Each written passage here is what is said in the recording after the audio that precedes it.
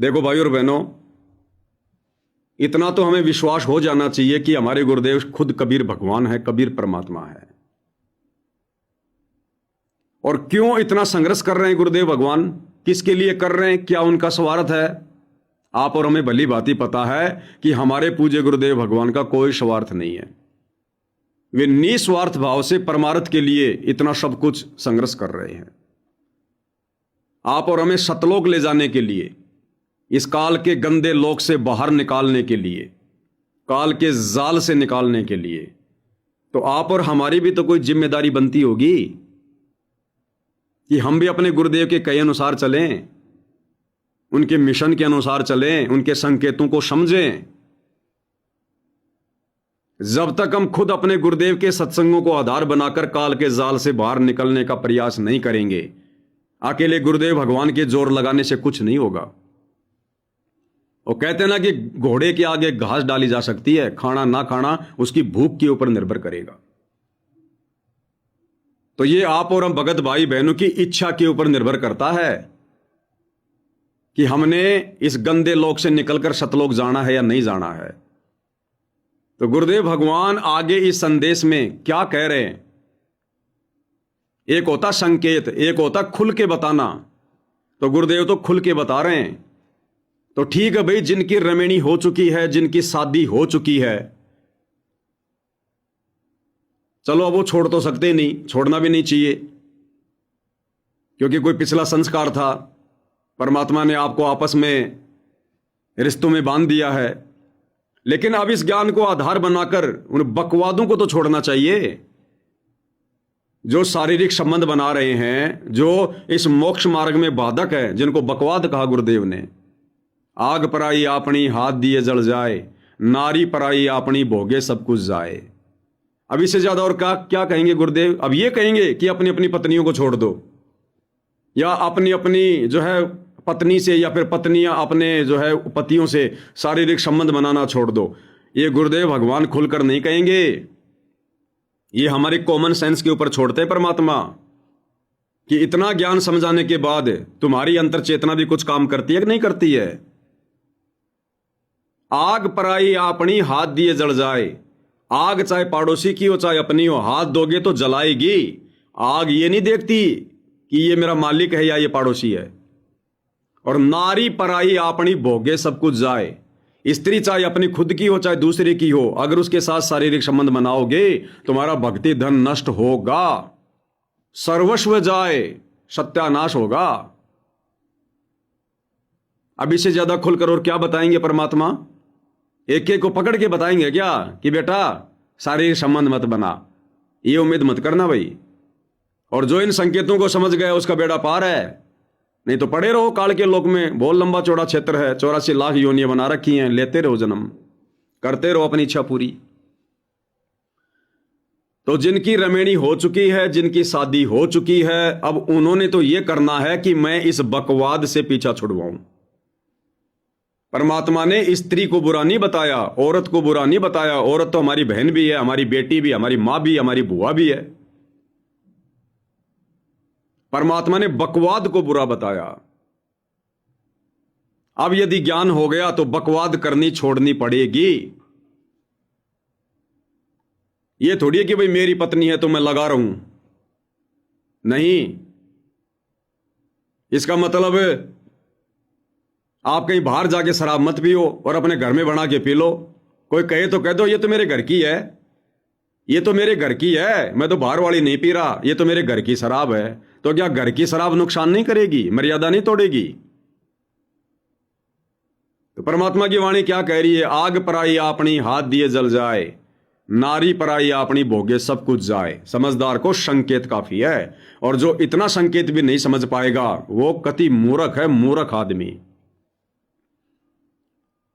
तो इस ज्ञान को लेने से पहले या ये उपदेश लेने के बाद यदि किसी कारण से रमणी हो गई है, शादी हो गई है, बच्चे हैं या नहीं है, और यदि अब साध संगति से जुड़ने के बाद ये बातें समझ में आ गई हैं कि ये बकवाद मोक्ष मार्ग में बाधक है, तो भाई और बहनों उसी दिन इस गंदे कर्म से व्रत ले लेना चाहिए, संकल्प ले लेना चाहिए।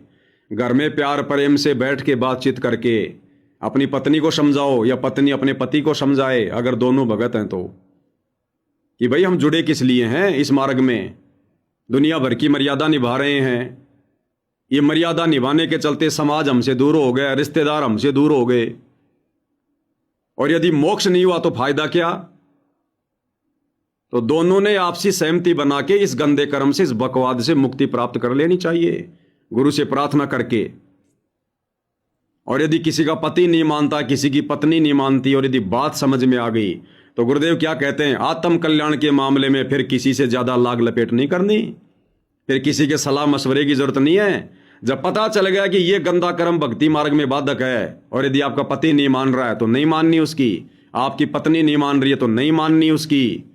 मैंने यदि आत्म कल्याण करवाना है, ये मेरे जीवन का फैसला है, तो संघर्ष करना पड़ेगा फिर। और संघर्ष करने वालों के साथ फिर परमात्मा कबीर जी हो जाते हैं, गुरुदेव भगवान। और जिन भगत भाई बहनों की अभी रमेणी नहीं हुई है, जिनकी शादी नहीं हुई है, और यदि उनको ये ज्ञान समझ में आ गया साथ संगति से जुड़ने के बाद, क्योंकि भाई और बहनों जिस टॉपिक पर हम बातें कर रहे हैं, ये पीएचडी की बातें हैं, ये हमारे खुद के सतलोक आश्रमों से जुड़े भगत भाई बहनों के दिमाग से ऊपर को निकलती हैं। ये पीएचडी की बातें हैं, ये तत्व भेद की बातें हैं। तो जिनकी अभी रमेणी नहीं हुई है, शादी नहीं हुई है, और भक्ति से जुड़ चुके हैं और साध संगति से जुड़ चुके हैं, तो तुम्हारे पास में तो गोल्डन चांस है, गोल्डन चांस है। थोड़ा सा शांति से एकांत में बैठकर विचार करो कि तू है कितने दिन का मेहमान। तेरी 20-25 साल की उम्र हो रही है, हद मार के तू 20-25 साल की उम्र और लगा ले, हद मार के, अगर तेरे को मोक्ष चाहिए तो। इस 20-25 साल में तू कौन सा वो किला तोड़ लेगा, कौन सा पहाड़ तोड़ लेगा। उस भाई के लिए तो गोल्डन चांस है, जिसकी अभी तक रमेणी नहीं हुई है, उस बहन के लिए। उसको तो सुरती लगा देनी चाहिए परमात्मा के चरणों में। और ऐसी आत्माओं से परमात्मा विशेष प्यार करते हैं, फिर विशेष ध्यान देते हैं परमात्मा, इतना सैक्रिफाई करने वाली आत्माओं के प्रति। उनको तो विचार करना चाहिए कि गुरुदेव क्या कहते हैं, कोटि जन्म तू राजा की न्या, मिटी न मन की आशा, भिक्षुक होकर दर दर घूम लिया, मिला न निर्गुण राशा। करोड़ों जन्म तो हमने राजाओं के प्राप्त कर लिए, आम व्यक्ति के जन्मों की तो गिनती नहीं। और राजाओं के जन्म प्राप्त करके हमने कितनी कितनी शादियां की, सैकड़ों हजारों शादियां की हमने। अरे उन जन्मों में जब हमारी इच्छा पूर्ति नहीं हुई, तो आज 10, 15, 20 साल में एक औरत से शादी करके हम क्या इच्छा पूर्ति कर लेंगे। इब्राहिम सुल्तान को जब इस बात का ज्ञान हुआ, इल्म हुआ, 16,000 औरतें थी, 16,000 शादियां कर रखी थी, एक से एक नवेली। ठोकर मार दी एक सेकंड में, एक पल में मुंह काला करके निकल गया। उसको कहते हैं वैराग। जबकि वो तो मोक्ष का टाइम भी नहीं था। आज तो हम लोग पीक टाइम में हैं, गोल्डन चांस है, कलयुग की बिचली पीढ़ी है, सर्वणिम समय है। उसने 16,000 औरतों को ठोकर मार दी। ये उदाहरण क्यों दिए गुरुदेव भगवान ने? हमें जगाने के लिए। सोबरी ऋषि की कथा सुनाई गुरुदेव ने। सोबरी ऋषि भक्ति के लिए, भगवान के लिए, मोक्ष के लिए, भक्ति करने के लिए घर से निकल गया। एक नदी के किनारे डेरा डाल दिया। 12 साल तक उसने भक्ति की, जो भी उसको मालूम था। और एक दिन उसने मगरमच्छ की बकवाद पे ध्यान दे लिया। देखो भाई और बहनों, संगति और कुसंगति का कितना बड़ा यहां पर रोल है। वो बेचारा भक्ति करने के लिए घर से निकला, सोबरी ऋषि, और नदी के किनारे एक दिन उसने देखा एक मगरमच्छ अपने परिवार के साथ में खुशी खुशी खेल रहा है, लौट रहा है। उसके पोता पोती मगरमच्छ के ऊपर लेट रहे हैं, खेल रहे हैं। सोबरी ऋषि ने उस कुसंगति पर ध्यान दिया, काल की बकवाद पे ध्यान दिया, और उसके मन में भी वही इच्छा जागृत हो गई कि मैं भी शादी करवाऊं, मेरे बेटे होंगे, बेटियां होंगी, पोते होंगे, पोतियां होंगी। उसने शादी करवाई। एक राजा की 50 लड़कियों से उसने शादी कर ली और बेटा बेटी पैदा किए, पोता पोती, बेटा बेटी। अभी उसने शादी की थी, सॉरी, उसके बेटा बेटी नहीं हुए, पोता पोती नहीं हुए थे। सोबरी ऋषि ने शादियां कर ली, कुछ दिन मौज मस्ती की। फिर एक दिन उसने बैठकर सोचा कि अभी मैंने शादियां की हैं, फिर इनसे बच्चे उत्पन्न होंगे, फिर वो बच्चे जवान होंगे, समय लगेगा 20-25 साल, फिर उनकी शादी होंगी, फिर 4-5 साल बाद उनके बच्चे होंगे, फिर उन बच्चों के साथ में मैं खेलूंगा। एकदम से उसको झटका लगा कि रे तूने तो तेरा जीवन बर्बाद कर लिया, तूने तो भक्ति का सत्यानाश कर लिया। उस मगरमच्छ की बकवाद को देखकर उसके बाद माथा पीटने लगाओ, लेकिन अब क्या बने। तो ये कथा गुरुदेव ने क्यों समझाई कि नालायको, यदि आज तुमने इस तत्व ज्ञान को सीरियस नहीं लिया, आज यदि तुमने अपने गुरुदेव की इन बातों को सीरियस नहीं लिया और ये बेटा बेटी के चक्कर में पड़े रहे, विषय वासनाओं के चक्कर में पड़े रहे, तो शौबरी ऋषि की तरह जब आगे चलकर तुम्हारी आंखें खुलेंगी, जब तुम्हारा समय निकल जाएगा भक्ति का, तुम्हारे गुरुदेव जब सतलोक चले जाएंगे, फिर तुम माथा पीटोगे, माथा। और वो औरत तुम्हें जहर दिखाई देगी, जहर। परमात्मा कहते हैं रिंचक सा सुख और दुख सुमेर समाना।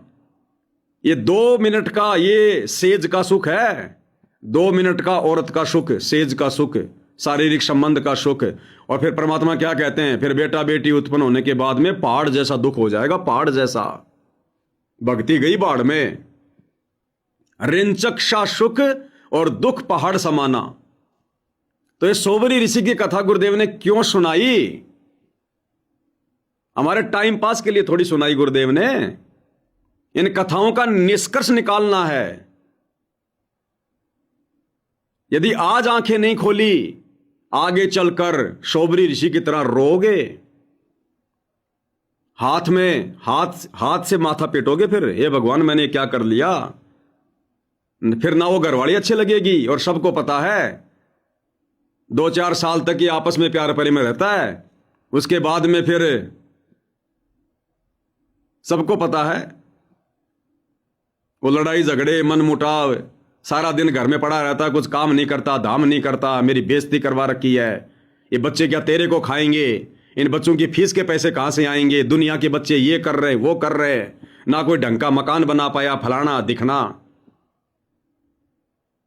वो तीर से चुभेंगे, तीर से।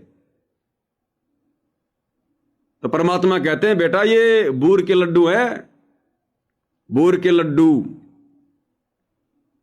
खावे वो पछतावे, जो ना खावे वो पछतावे। लेकिन अब खाएगा वो पछताएगा, और जो नहीं खाएगा वो नहीं पछताएगा, क्योंकि अब गुरुदेव ने हमें ज्ञान दे दिया। जब तक ये तत्व ज्ञान नहीं था तब तक तो खाने वाला भी पछताता और ना खाने वाला भी पछताता। खाने वाला तो खाकर इसलिए पछताता है कि उसको पता चल जाता है कि ये तो 4 दिन का झूठा प्यार प्रेम था, अब कोई लेना देना नहीं है। और जिसने नहीं खाए वो ये पछतावे कि ना जाने भाई परिवार में कितना सुख होगा, पति पत्नी वाले प्रेम में ना जाने कितना सुख होगा, क्योंकि उसको ज्ञान नहीं। अब आप और हमें तो गुरुदेव ने पहले ज्ञान दे दिया। तो जो नहीं खाएगा वो अब नहीं पछताएगा, और खाने वाला 100% पछताएगा। तो ये कथाएं गुरुदेव भगवान ने इसलिए तो सुनाई हमें। तो भाई और बहनों, अब आगे गुरुदेव भगवान किस कदर आप और हमें निर्देशित कर रहे हैं विशेष संदेशों के माध्यम से, ध्यान से सुनना। हमने क्या क्या कह रहे हैं गुरुदेव भगवान, ध्यान से सुनिएगा। देखो हमारी सारी बात उल्टी है। भक्ति मार्ग में बेटा है बेटी है, अच्छी बात है। परमात्मा के चरणों में लग गए दोनों, तो अब तो बरी से हो गए, क्यों भगवान आप पर खड़ा हो गया। और बेटा भक्ति नहीं करता, बेटी करती है, तो एक कोबड़ी का नहीं हो बेटा किसे काम का। कबीर साहब कहते हैं राम रटत कन्या बलि शक्र बलाना पूत, छेरी के गलगल थना, छेरी के गलगल थना जिसमें दूध न भूत। बकरी के गल में एक खाल लटका रखा न केसा, व्रत की खाल के तू बेटा था गल का ऐसे वजन है सिर पर, बेमतलब का व्रत का दिखावा दिखावा है।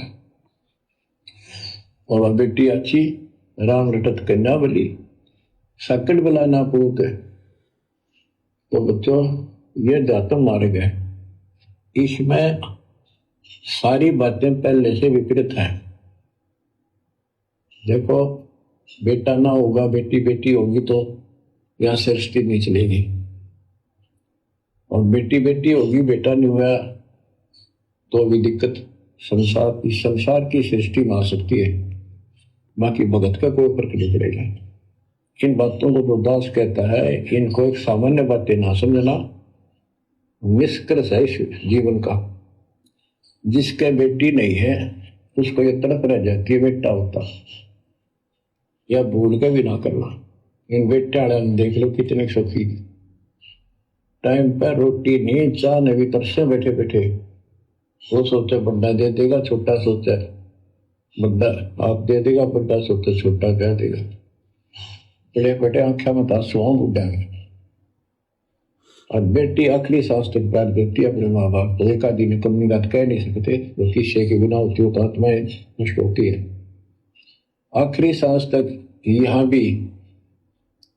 तो क्या कह रहे हैं गुरुदेव कि भगत ने इस चक्कर में नहीं पड़ना चाहिए, बेटा बेटी के चक्कर में कि बेटा होना चाहिए बेटा होना चाहिए।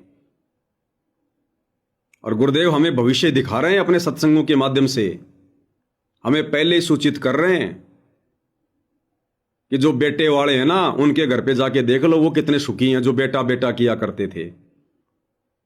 और उनके घर में भी जाने की जरूरत नहीं है, अपने भगत भाई बहनों के घरों में जाकर देख लो जिनके बेटा बेटी भक्ति नहीं करते। आज ऐसे कितने भगत भाई बहन हैं जिनके बेटे भक्ति मार्ग में बाधक बन के खड़े हैं, जिनकी बेटियां भक्ति मार्ग में बाधक बन के खड़ी हैं। घर में ज्योत भी नहीं, घर में सतगुरु की ज्योति भी ढंग से नहीं जलाने देते। तीनों समय की आरती भी उन माता पिता को छुप छुप के करनी पड़ती है, डर के। काल के दूत बन के बैठे वो बेटा बेटी, जिनके लिए भगवान से अरदास करते थे, भगवान एक बेटा दे दे, भगवान एक बेटा दे दे। अब ले लो बेटा। आज भगवान की प्राप्ति के मार्ग में तुम्हारे सामने काल के दूत बनकर बैठे हैं। आज वो बेटा बेटी जो भक्ति में बाधा उत्पन्न करते हैं, उन भगत माइयों को भगत भाइयों को फूटी आंख भी नहीं सुहाते कि परमात्मा यो काल का दूत पैदा हो गया, काल का दूत। और उस समय मन्नत मांगते थे, ये भगवान एक बेटा दे दे, ये भगवान एक बेटा दे दे, ले ले। तो जिनके नहीं हैं उनको भगवान पहले भविष्य दिखा रहे हैं सत्संगों के माध्यम से कि यदि अब तुमने इस प्राइम टाइम में ये गलतियां की तो आगे चलकर तुम्हारे साथ में यही बनेगी। क्योंकि भगवान तो देगा नहीं। सतगुरु रामपाल जी तो शादी के पक्ष में नहीं है, रमेणी के पक्ष में नहीं है। सतगुरु रामपाल जी इस पक्ष में नहीं है कि तुम्हारे घर में बेटा बेटी उत्पन्न हो, तुम्हारे संस्कार बढ़े। और फिर भी यदि तुम जबरदस्ती करोगे तो भाई वो काल के दूत ही साबित होंगे। फिर तुम ही सुलटना उनसे, वो लड़ाई फिर तुम ही लड़ना। फिर सतगुरु को दोष मत देना कि सतगुरु ये क्या कर दिया। सतगुरु कह देगा बेटा मैंने तो इतना समझा दिया था, तूने अपने गले में जबरदस्ती वो डंडा डाला है। फिर होली हमारी भक्ति। परमात्मा कहते हैं ये आवन जान बखेड़ा, या कौन बसावे खेड़ा। क्यों काल की खुराक तैयार कर रहे हो, निकलो यहां से। भाई और बहनों, इस ज्ञान को आधार बनाकर भगत को यह चाहिए, अपने सतगुरु से यह प्रार्थना करनी चाहिए कि हे सतगुरु, बेटा बेटी तो दूर की बात, पोता पोती तो दूर की बात, हे सतगुरु मेरा तो बीज नाश कर दो। क्या कह रहे हैं गुरुदेव कि यह मार्ग संसार से बिल्कुल उल्टा है, विपरीत है। संसार में लोग यही प्रार्थना करते हैं, भगवान मेरा वंश चले, भगवान मेरा खानदान चले, मेरी पीढ़ियां चले। और भगत ने यह ज्ञान समझ में आने के बाद अपने गुरुदेव से यही अरदास करनी चाहिए कि हे भगवान मेरा तो बीज नाश कर दो। आगे ऐसा कोई सिस्टम ही ना हो, भगवान काल की खुराक ही तैयार ना हो, मेरा तो बीज नाश कर दो। अगर बच्चों की शादी नहीं हुई है तो भगवान मत होने देना, संस्कार को काट दो। अगर शादी हो गई है तो भगवान उनको बेटा बेटी मत देना। जब बेटा बेटी नहीं होंगे तो वो भगत भी मरेगा एक दिन और वो उसका बेटा भी मरेगा, तो हो गया बीज नाश। काल की खुराक उस आत्मा ने तो तैयार करनी बंद कर दी, और ऐसी आत्माओं को फिर परमात्मा सतलोक ले जाता है जिनका यहां पर बीज नाश हो जाता है, जिनको भक्ति मिल गई। तो भगत ने तो सतगुरु से यह प्रार्थना करनी चाहिए, ये नहीं कि साहब मेरे बेटे की रमेणी हो गई सतलोक आश्रम धनाना में, सतलोक आश्रम में हैं, और 1 साल बाद में उम्मीद लगा के बैठ जाए मेरे घर में पोता होगा, मेरे घर में पोती होगी, उसको खिलाऊंगा। सोबरी ऋषि की कथा याद कर लेना, आगे चलकर माथा पीटोगे माथा। तो क्या कह रहे हैं गुरुदेव, ध्यान से सुनो भाई और बहनों। हमने देखा जैसे लड़की रोटी खा रही है और लड़का वैसे बैठा था, माँ ने कहा बेटा उस सामान लटा कर रोटी तैयार बनाओ भोजन। बैठा बेटा ना लाऊं यूं कौन खोया लावे। बेटी तो कह भी को ना रोटी खाती खाती छोड़ गए, आड़ की थी 1-10 साल का की होगी, लड़का 12-13 साल का। उठकर रोटी छोड़ के हाथ धोकर और सामान ला तो माँ को दे दी, लेकिन फिर भी बेटे में मोह ज्यादा और बेटी में नहीं। इसका कारण यह था कि हमने बेटी को बाहर बना लिया इसको रीति रिवाज। बेटी तो 15-16-20 साल की मेहमान होती है आपकी, ये तो परमात्मा की बेटी 2 गुना का सुधार करती है।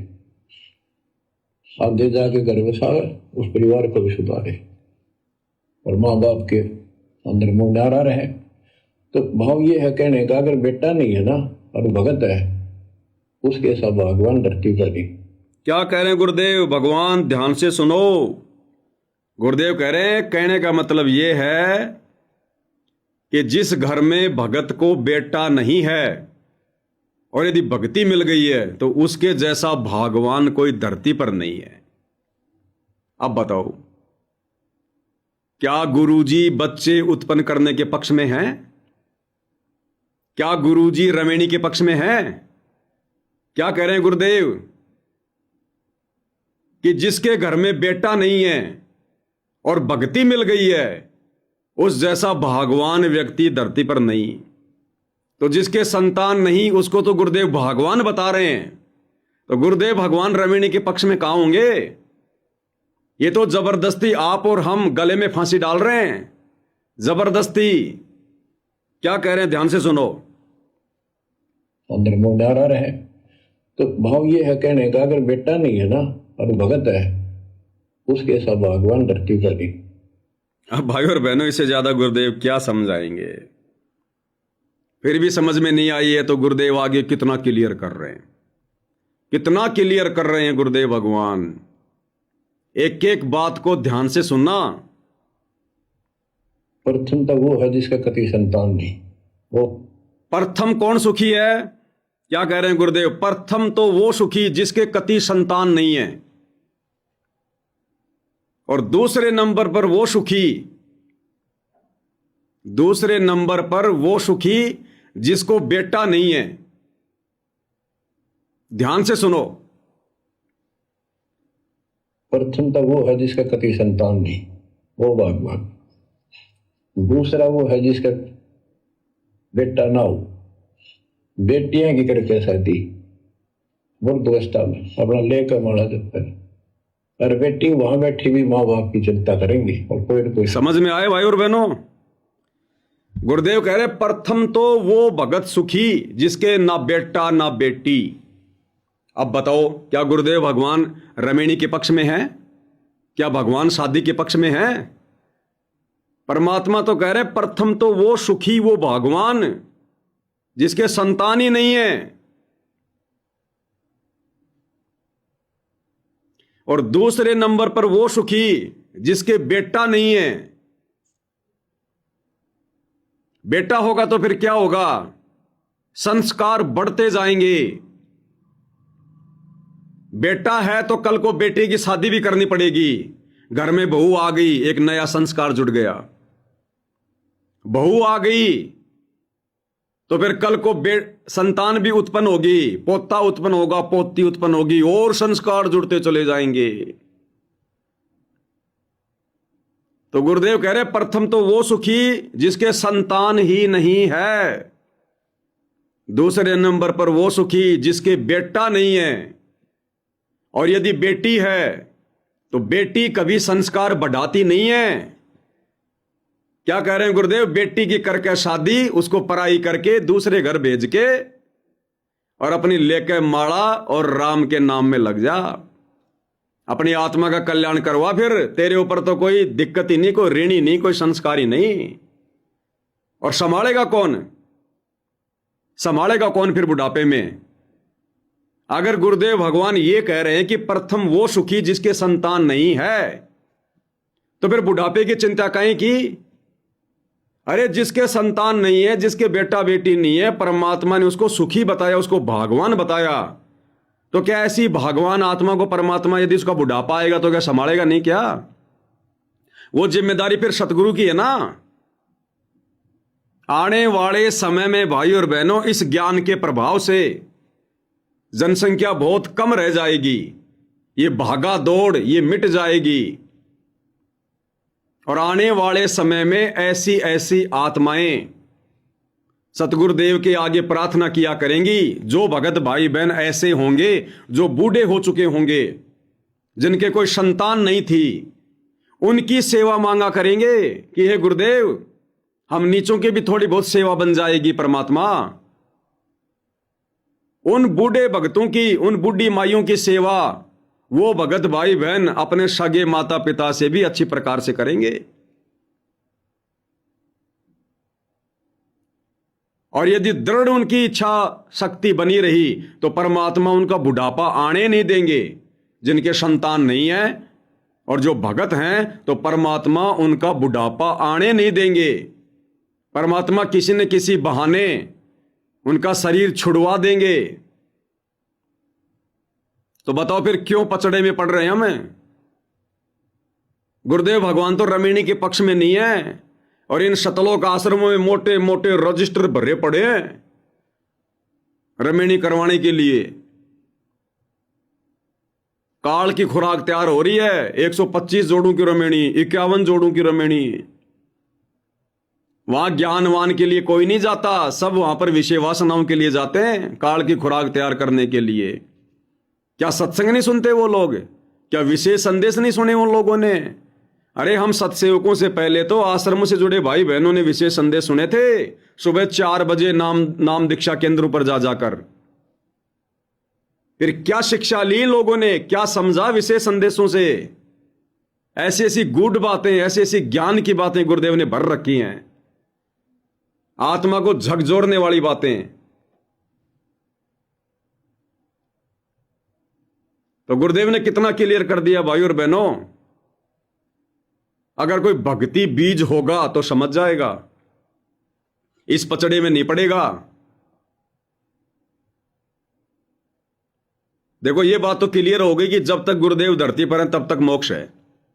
जिस दिन गुरुदेव धरती से चले गए उसके बाद आप शतलोक नहीं जा सकते, दरवाजे बंद।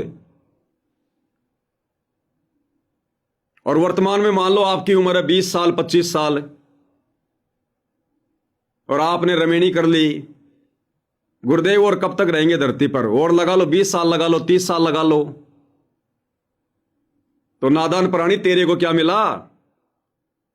आज तेरी 20-25 साल की उम्र है, आज तू रमिणी करेगा, 15-20 साल तू विषय भोग में पड़ा रहेगा, काल की खुराक तैयार करता रहेगा, तब तक सतगुरुदेव चले जाएंगे। फिर लास्ट के 4 साल में तू भगत बन जाएगा, 4 साल में तू किला तोड़ देगा। सतगुरु ने इतना ज्ञान दे दिया, उसके बाद भी तेरी रुचि इन बकवादों में बनी हुई है, स्त्री भोग में बनी हुई है, तूने ज्ञान क्या खाक समझा? फिर सतगुरु जब सतलोक जाने वाले होंगे तब हमारी आंखें खुलेंगे सोबरी ऋषि की तरह, ओ तेरे की ये तो तूने काम बिगाड़ लिया, अब क्या बनेगी? बिना सोचे समझे जो करे पाछे सो पछताए, काम बिगाड़े आपना, जग में हो तशाए। और आने वाले समय में भाई और बहनों, ये पवन दास तो गुरुदेव की प्रेरणा से बोलता है, ज्ञान को आधार बना के। क्योंकि साध संगति सतगुरु रामपाल जी का यथार्थ मिशन है, 13वां कबीर पंथ है।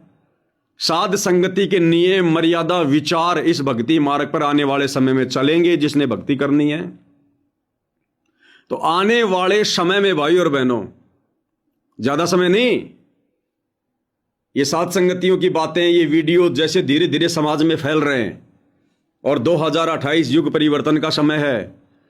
2028 के बाद जो भगत रमणी करेंगे, जो भगत शादी करेंगे, उनसे ज्यादा भगत बोलचाल नहीं करेंगे, उनके घरों पर भी जाना पसंद नहीं करेंगे। जिन भक्तों को यह ज्ञान हो जाएगा कि गुरुदेव के रहते सहते मोक्ष है, भगत समाज उन लोगों के घरों पर जाना पसंद नहीं करेगा जो लोग 2028 के बाद भी शादियां करेंगे, रमेणियां करेंगे। कि देख ये मूर्ख क्या कर रहा है, अपने पैर पे ये कुल्हाड़ी मार रहा है।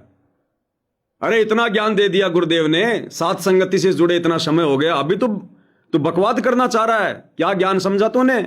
क्या तूने सतगुरु को समझा? तू अपनी आत्मा का कल्याण चाहता ही नहीं है। तो ऐसे मूर्ख के घर पर भगत लोग नहीं जाएंगे। अब इसका मतलब यह भी नहीं है कि 2028 से पहले पहले रमणी कर लो। यह तो दास एक उदाहरण दे रहा है, क्योंकि अभी साथ संगतियों की बातें इतनी नहीं फैल रही हैं। आने वाले समय में पूरा विश्व स्वीकार करेगा। तो ऐसे लोगों के घरों पर भगत जाना पसंद नहीं करेंगे जो 2028 के बाद भी रमणियां करेंगे। यह साफ हो जाएगा कि ये तो बकवाद करना चाहता है, ये तो विषय वासनाओं का कीड़ा है, ये तो कामी व्यक्ति है। कामी व्यक्ति, भक्ति तो इसके निकट भी नहीं है। गुरुदेव ने तो सत्संगों में क्लियर कर दिया, भग भोगे भग उपजै, और भग से बचा ना कोई, जो कोई भग से बचे भगत का अवश्य होई। जो अभी भी भोग क्रिया में फंसा हुआ है वो तो भगत है ही नहीं, उसकी भक्ति बन ही नहीं रही। तो ऐसे मूर्ख की संगति करके फिर हमें क्या मिलेगा? तो लोग उनके घरों पर जाना बंद कर देंगे, उनको हे दृष्टि से देखा करेंगे कि ये तो कामी कीड़ा है, कामी कीड़ा, ये तो काल की खुराक बन रहा है, हम क्या करेंगे, इसकी संगति करके हमें क्या मिलेगा। और जो भगत भाई बहन रमेणी नहीं करवाएंगे, ज्ञान को आधार बनाकर, केवल मोक्ष को ध्यान में रखकर जो भगत भाई बहन रमेणी नहीं करवाएंगे, उन्हें समाज में भाई और बहनों बहुत ही इज्जत की दृष्टि से देखा जाएगा। उन्हें लोग बहन जी कह के पुकारा करेंगे, बहन जी। लोग उनकी संगति किया करेंगे। यदि वो भाई बहन किसी के घर पर चले गए, उनकी बड़ी इज्जत हुआ करेगी, बड़ा उनका सम्मान हुआ करेगा। लोग चाहेंगे कि वो बहन हमारे घर पर आए, वो भगत हमारे घर पर आए, क्योंकि उसका टारगेट केवल मोक्ष प्राप्ति है। तो ऐसे भाई बहनों की सुसंगति हर कोई करना चाहेगा। तो ये अब भगत समाज के ऊपर है, आपने किस प्रकार का भगत बनना है। एक भगत जी कह रहा था, ऐसे कोई बातचीत चली तो किसी ने कह दिया कि भगत जी क्या जरूरी है रमेणी करना, अपनी भक्ति करो ना, अपनी आत्मा का कल्याण कराओ। तो उस भगत ने कहा कि तुम लोगों ने तो रमेणी भी कर ली, शादी भी कर ली, तो क्या हम भी ना करें? तुम लोगों ने तो सारे सुख भोग लिए, अब बताओ। उसको तो सुख लग रहा है, कह रहा तुम लोगों ने तो रमेणी भी कर ली, पहले सारे काम कर लिए, अब हमारा नंबर आए तो मना कर रहे हो। इसका मतलब किसी ने जहर नहीं खाया हो जिंदगी में, और कोई व्यक्ति जहर खा के मर गया हो, और कोई समझा कि भाई देख जहर मत खाना, जहर खाना अच्छी बात नहीं, मर जाएगा। और मूर्ख ये कहे कि नहीं दुनिया जहर खा रही है तो क्या हम भी ना खाएंगे, तो क्या जहर खाना जरूरी है क्या? तो आज से पहले तो ज्ञान नहीं था, इसलिए मूर्खता वाले काम हमसे हो गए। अगर ये ज्ञान, ये समझ हमें पहले हो जाती तो इस पंगे में कौन पांव देता। अरे जो लोग आज ज्ञान को समझकर बकवादों से दूर हो रहे हैं, ये ज्ञान अगर पहले हो जाता तो बकवादों में कौन पड़ता? तो वो तो अनजाने की गलती थी भाई, वो तो नादानी की गलती थी। तो कुछ इस टाइप के भी होते हैं कि तुम लोगों ने तो रमेणी कर ली, सारे काम कर लिए, हमारा नंबर आया तो मना कर रहे हो, तो मरो फिर, खाओ जहर।